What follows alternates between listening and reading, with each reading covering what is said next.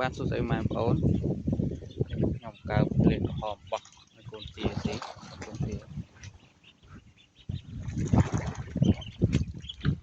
និយាយទៅចលេនក្រហមនេះកូនមន់កូនទាចូលចិត្តស៊ីបងប្អូនពិសេសគឺពពួកទា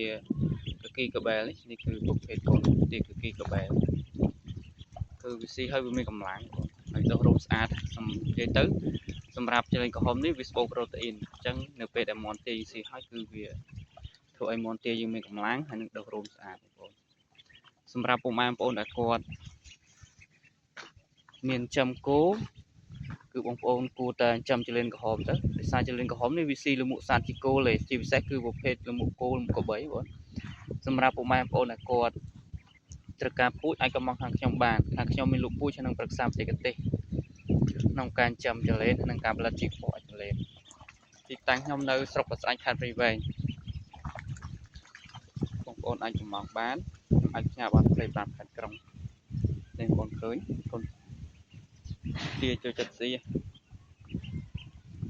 អរគុណច្រើន